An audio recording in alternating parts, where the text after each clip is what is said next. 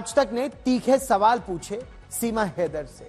सीमा हैदर ने यह कबूला कि Uttar Pradesh anti terror squad को शक है कि वो पाकिस्तान आईएसआई की जासूस है, लेकिन सीमा ने अपनी सफाई दी और कहा कि मैंने तो अपने जन्म से लेकर भारत आने तक हर एक बात एटीएस को विस्तार से बता दी। लेकिन इसमें कितना सच है, कितनी बातें झूठ है, अब जांच एजेंसियां इसकी पड़ताल करेंगी। लेकिन नेपाल में सीमा का झूठ पकड़ा गया। सीमा और सचिन दोनों ने अपनी पहचान छिपाई, गलत नाम बताकर होटल में कमरा लिया, फिर एक मंदिर में शादी भी की। यही नहीं, सीमा हैदर अब यह मांग कर रही हैं कि अब उन्हें भारत की नागरिकता दी जाए क्योंकि उन्होंने भारत के निवासी से शादी कर ली है। यह भी कहा कि अब डोली यहां आई है, अब अर्थी ही सचिन के घर से जाएगी क्योंकि पाकिस्तान में जिल्लत की मौत मरना होगा। वो पाकिस्तान वापस नहीं जाना चाहती क्योंकि सीमा का यह कहना है कि जब से उसने हिंदू धर्म अपना लिया, अब अगर वो पाकिस्तान गई तो उनका गला काट दिया जाएगा, सर तन से जुदा कर दिया जाएगा। हम आपको दिखाते हैं सीमा पर क्या क्या संगीन आरोप लगे और सीमा ने इसका क्या क्या जवाब दिया। अब पड़ताल होगी कि इन बातों में कितनी सच्चाई है।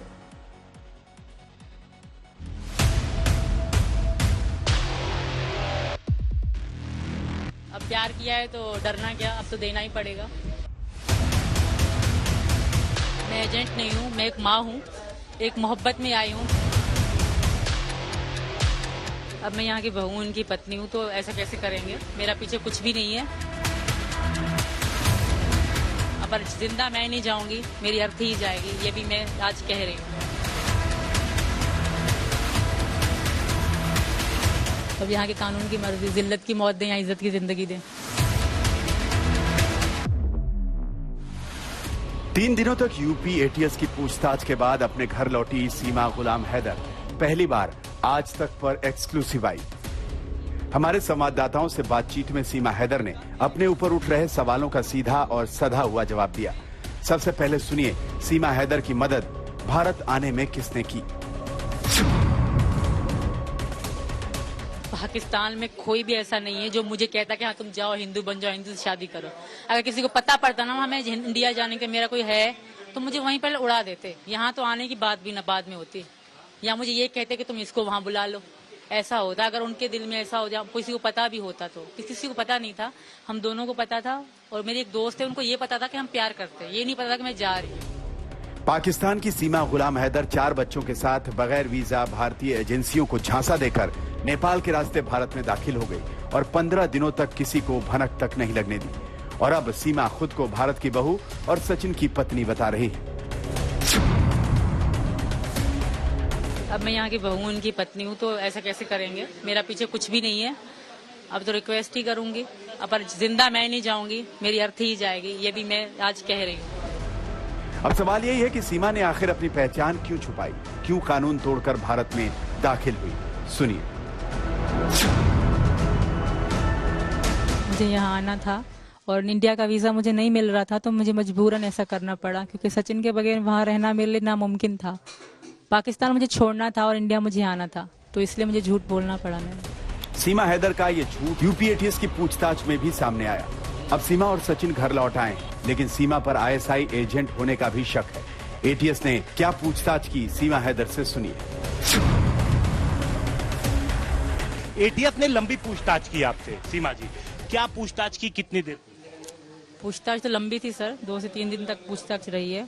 और पूछताछ वही रही है कि क्या हुआ, कैसे हुआ, जब से पैदा हुई तब आज तक मैंने कैसे जीवन बिताया, यही पूछताछ थी सर। यही पूछताछ हुई। और कैसे आप इंडिया पहुंची पाकिस्तान से चल के, कितने दिन लगे, क्या क्या रूट था, ये सारी जानकारी? सारी, बिल्कुल सारी। छोटी बता, इतनी चीज पूछी गई, जो सच था सर बता दिया था।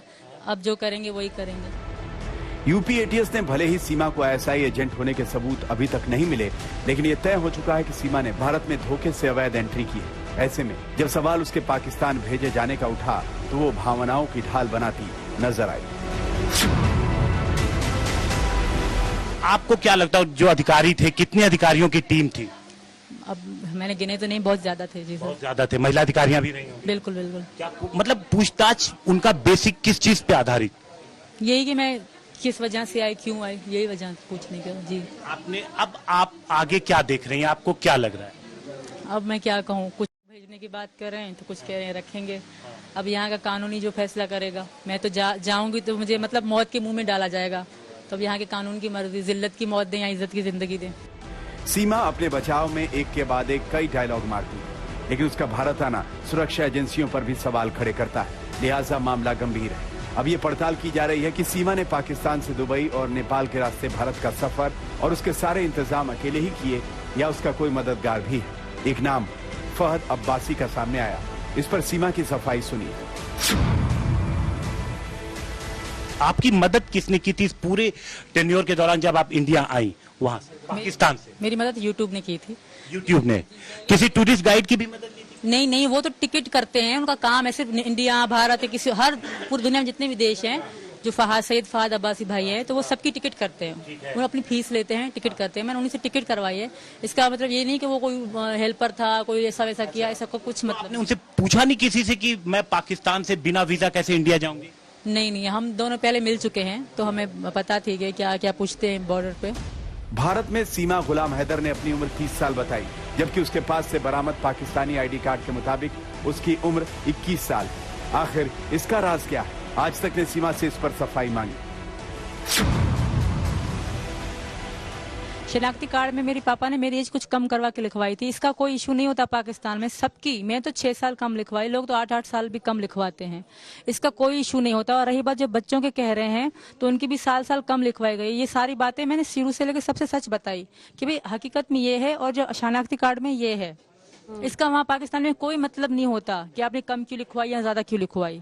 पर मैंने जो बात सच्ची थी मैंने उस सबके आगे रखी, दोनों तरीके। जो मैंने कागज में उम्र कुछ कम लिखवाई वो भी सच बताया कि भाई ये इसी कारण लिखवाया, और जो मेरी सच्ची, मेरे 27 साल की हूँ मैं, वो मैंने सच्ची बताया। इसमें मैं झूठ कुछ भी नहीं कहा मैम।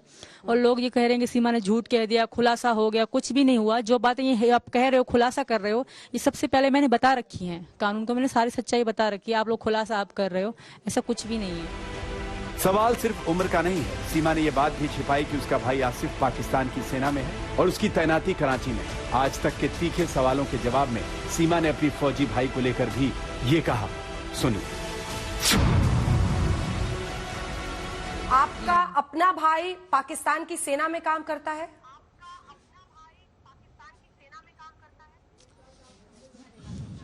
मैम मैं एक बार नहीं 1000 बार बता चुकी हूँ कि जब मेरी सचिन की बात होती थी तब वो एक मजदूर थे, तब वो एक मजदूरी पे काम किया करते थे और वो 12वीं तक पढ़े लिखे थे, उनको कोई काम ना मिल रहा था। तो अभी 2022 में मेरे पापा के डेथ होने के बाद, मतलब पहले 1-2 महीना पहले वो ड्यूटी में लगे थे। वो भी एक आम सिपाही हैं। वो उनकी कोई मतलब इतनी बड़ी औकात नहीं है, वो जितना शक्ति नजर देखा जा रहा है। उनसे मेरा कोई ताल्लुक नहीं है क्योंकि मैं शादीशुदा थी, मैं अलग रहती थी उनसे। कहाँ पर ड्यूटी लगी हुई है उनकी? बात में यही बात को खींचा जा रहा है। मैं मोहब्बत में आई, यही सच्चाई है मैम। कहाँ पर पोस्टेड है आपका भाई?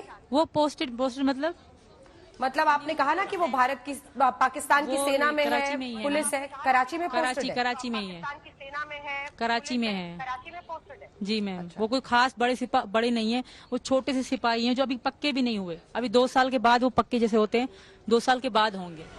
सीमा ने इससे पहले भी सारे सवालों के जवाब दिए थे, लेकिन उसके जवाब अब भी आसानी से हजम नहीं हो रहे क्योंकि वो किसी और मुल्क से नहीं, पाकिस्तान से आई।